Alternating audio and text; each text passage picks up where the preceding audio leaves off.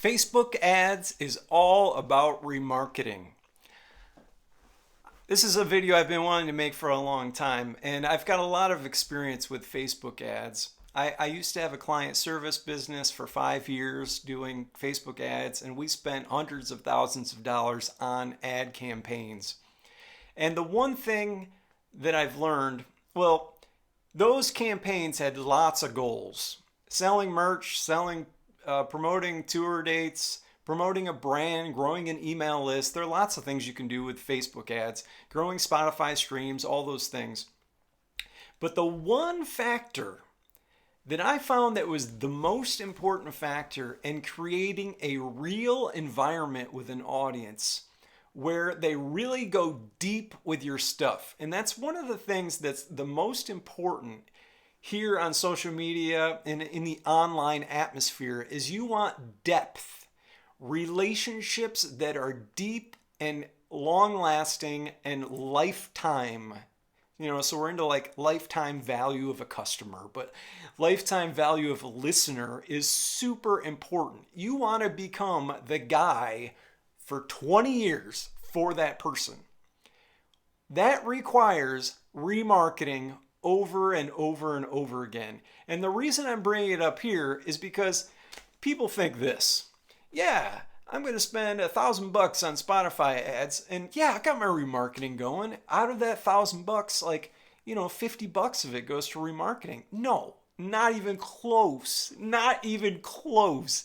That percentage almost needs to shift to like 10 or 20% of your ad campaign budget to cold traffic. The other 80% to remarketing. Because what it does is it creates an environment where the same really interested people see your stuff over and over and over again, and that creates a relationship.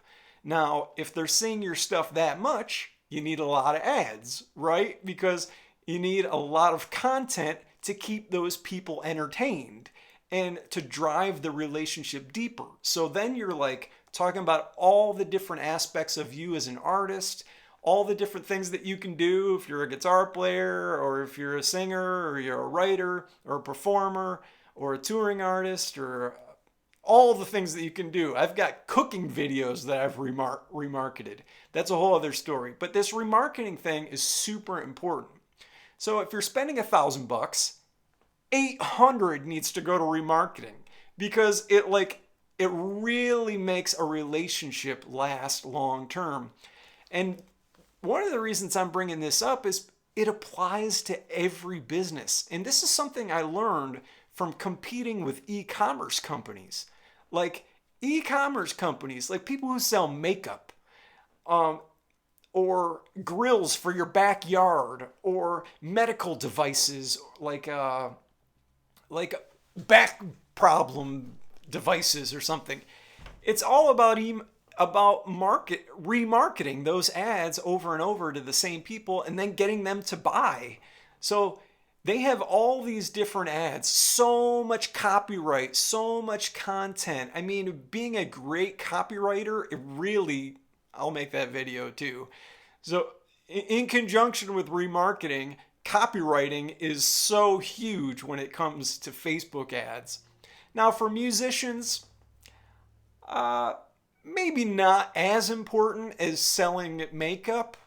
It's a pretty, we create a kind of an altruistic, it's not so much regarded as a product like blush or lipstick. So our copywriting doesn't have to be as good as theirs, but it still has to be great in order to keep the cost per conversions low, keep the link click costs low, and deliver some quality at a price we can all afford. But yeah, this percentage of remarketing budgets is really important. That's why I wanted to talk about it. And every big company in the world that uses Facebook ads spends a lot of money on remarketing. This kind of alludes to another business concept, which is the longer you can wait to get your money back is the winner.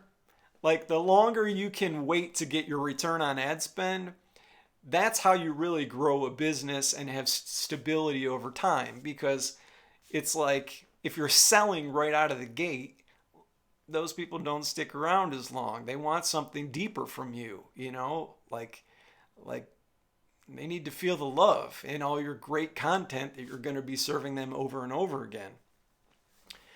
How would I do this practically? Well, one way is, I don't have my playlist up, but I have a coffee songs playlist, right? How I've built this playlist is I've shown cold traffic an artist video, so me performing. Then all of my playlist ads are remarketed to that performance video. And what I found is that those people listen longer to my playlists. They follow quicker, so it drives my cost per follower down on the playlist itself. And it just creates an environment which is way more genuine. First, they see the artist ad, right, to cold traffic. So it's me performing, playing my guitar to my profile, my artist channel on Spotify. So they can follow my channel at that point or dive deeper into my music. The next ad that they see is for my playlist Coffee Songs. So that first ad almost acts as a filter to take away the casual listeners, and the people who convert on my playlist ad, I already know they like listening, they know who I am. So when they follow my playlist after being introduced to me as an artist, they go, oh yeah, I know this dude. He's got an awesome playlist too. I love it. Let's listen to it.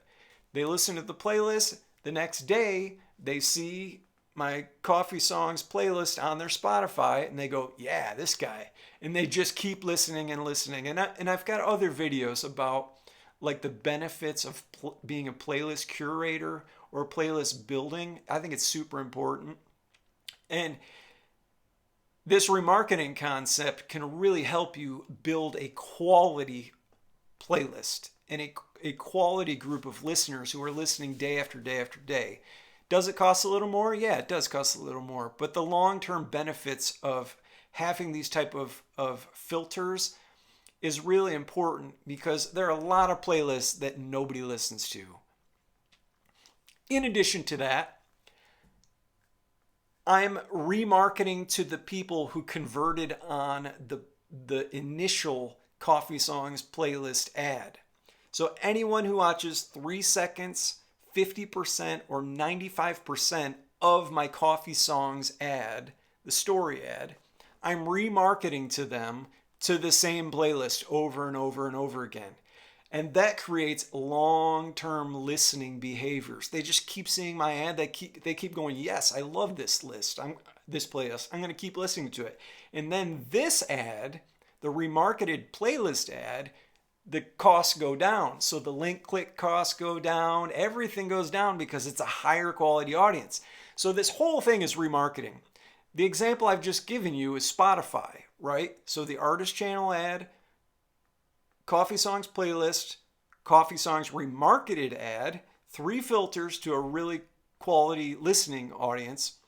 That whole theory can be applied to everything that you do using Facebook ads.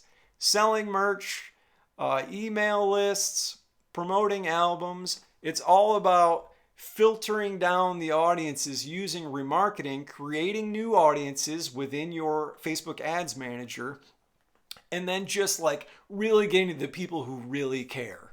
Because that's what it's about. I mean, there's a lot of noise out there. You want to be you as an artist and your die-hard people.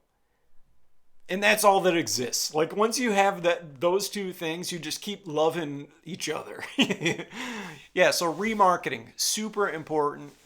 Shift your budgets accordingly, and trust me, you will be happy. Thank you for watching my videos here on YouTube. Subscribe to the channel if you haven't yet, and I will see you in the next video. Bye-bye.